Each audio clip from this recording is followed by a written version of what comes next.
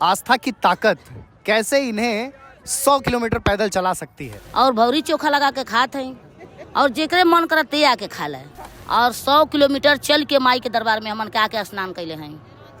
लेकिन माई के शक्ति इतनी बड़ी बा कि 100 किलोमीटर हमन के आज बुझेबे नहीं कैल है। लेटे हनुमान जी के स्थान में तो जाए के विचार बा कि उनके रास्ता नहीं मिला था। पंकज त्रिपाठी बिहार से ही हैं, तो उनसे जब पूछा गया कि आपका सबसे पसंदीदा भोजन कौन सा है, तो उन्होंने कहा लिट्टी चोखा। आके गंगा जी में रेता में हम लोग बैठ के भौरी चोखा लगा रहे हैं। क्या है कि हम जिस जगह पे हैं इसे कहा जाता है गंगा जी का घाट, जहाँ पर लाखों करोड़ों लोग आते हैं और आस्था की डुबकी लगाते हैं और अपने हिस्से का पुण्य कमाते हैं।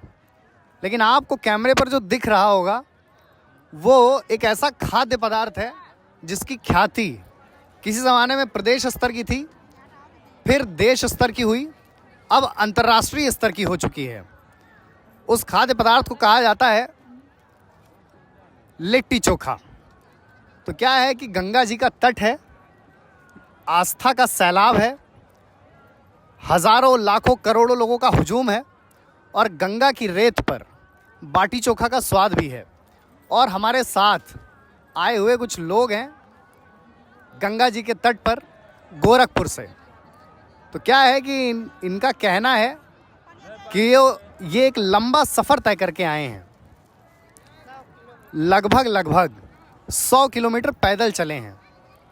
तो आइए इनसे जानते हैं कि ये आस्था है, आस्था की ताकत कैसे इन्हें 100 किलोमीटर पैदल चला सकती है। तो सबसे पहले तो आप लोगों का स्वागत है प्रयाग की पावन धरा पर। और यहीं से मेरा प्रश्न शुरू होता है कि दादी, जो प्रयागराज है इसका अनुभव कैसा रहा, मतलब कैसा लगा यहाँ आके? बहुत अच्छा है, बहुत अच्छा है। इतना बढ़िया प्रयागराज में इतना जनता आयल बा। हम लोग आके पैदल माता के शरण में, माता के दरबार में माई के हम लोग दर्शन करे आयल हैं, स्नान करे और भौरी चोखा लगा के खाते हैं और जेकरे मन करते आके खा ले। अच्छा, मतलब ये सुविधा भी है कि अगर कोई और आके खाना चाहे तो खा सकता है? हाँ, खा सकता है, कोनो बात नहीं है। वो माता का प्रसाद है। एक हक भौरी में चर जनी खाई जाए तब वो पेट भर जाए संतोष से। अच्छा, हाँ। जैसा कि आपने कहा कि गंगा मैया हैं, हाँ। तो और यही आस्था का केंद्र है ना? तो गंगा मैया में इतनी आस्था क्यों है? बहुत बड़ी आस्था है माता की कि इतना जनता आके माई के दरबार में और स्नान करता है, दर्शन करता है। ना पैदल चल के आओ तो माई के शरण में, माई के शक्ति से। हाँ। अच्छा, अभी आप जब कैमरा शुरू होने के पहले आप बता रही थी कि गोरखपुर से आई हैं और लगभग 100 किलोमीटर तक पैदल चली हैं। हाँ, बरहलगंज से हम लोग चल के आई हैं और माई के दरबार में हमन के गोरखपुर जिला से आई हैं, बरहलगंज से। और 100 किलोमीटर चल के माई के दरबार में हमन के आके स्नान कैले हैं। हाँ। अच्छा, जैसे अब क्या है कि हमने भी अपनी परिवार वालों को, माताओं को देखा है, क्या है कि उनके लिए तो 2-4 किलोमीटर चलना बड़ा कठिन होता है। बहुत की हम लोग की भी कठिन हो जाए, बाकी माई के शक्ति से हमन के आके वहाँ 100 किलोमीटर के हमन के 1 किलोमीटर नहीं बा समझत। बाकी माई के शक्ति इतनी बड़ी बा कि 100 किलोमीटर हमन के आज बुझेबे नहीं कैल है। आ गोड़ो हाथ नहीं दुखाता, नहीं तो 1 किलोमीटर चलने में तो बहुत परेशानी आ जाए। तो जैसा कि अभी इन्होंने कहा कि गंगा मैया की दी हुई शक्ति है जिससे जो है इतनी लंबी यात्रा तय कर ली।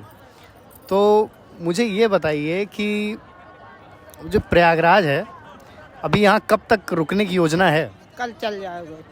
कल चले जाएंगे? नहा कम कल चल जाएगा। तो अभी गंगा स्नान हुआ कि नहीं? नहीं होगा। अभी हुआ कि नहीं?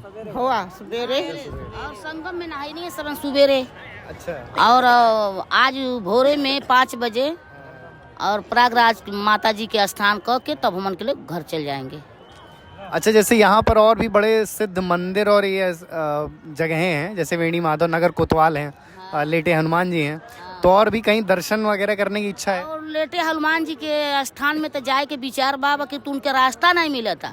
हाँ, हमारे गुरुजी वहाँ से कई बेर वहाँ पर डिप्टी नहा के है और कई बार हमन के बोलावत हैं कि भाई हमन के रास्ता नहीं पावत हैं कि जाएं वहाँ के स्थान पर और हमन के दर्शन माता जी के करी हनुमान जी के, बाकी तो केहू हमन के बटले नहीं के पहुँचावे वहाँ।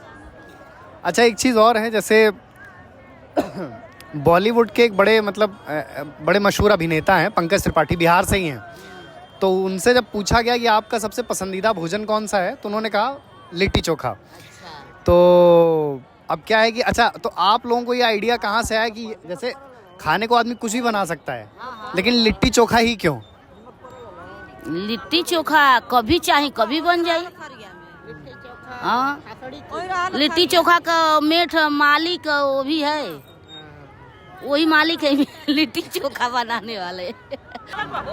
जैसे इतना दूर चलने में मतलब कैसे इतना संभव होता है कि हम लोग के लिए 2-4 किलोमीटर चलना बड़ा मुश्किल हो जाता है, आप लोग पता लगा 50-50, 100-100 किलोमीटर दूर से पैदल चले आ रहे हैं।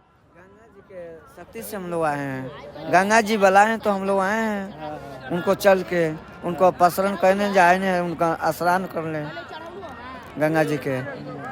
तो अभी मौनी अमावस्या का स्नान हुआ या नहीं हुआ? वो 3 मुहानी स्नान हो गया है। अब 3 मुहानी मतलब संगम का? संगम में सवेरे 4 बजे हम लोग संगम नहा चुके हैं।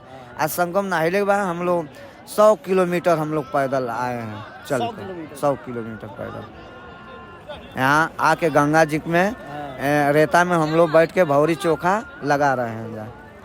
अच्छा, सरकार की व्यवस्थाओं से, प्रबंधन से खुश हैं कि सरकार ने जो मैनेजमेंट किया है बढ़िया है? खुश है, जहाँ में बढ़िया सेवा है, बढ़िया कुछ से किया है, बढ़िया यहाँ पर व्यवस्था है, बढ़िया है।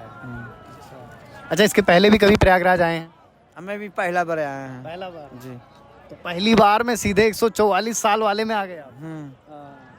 हम लोग इतना चले हैं। एगो उससे साथ एगो बूढ़ा माता है, उनको लेकर साथ हम लोग लेकर चले आए हैं। कहाँ है वो बूढ़ा माता?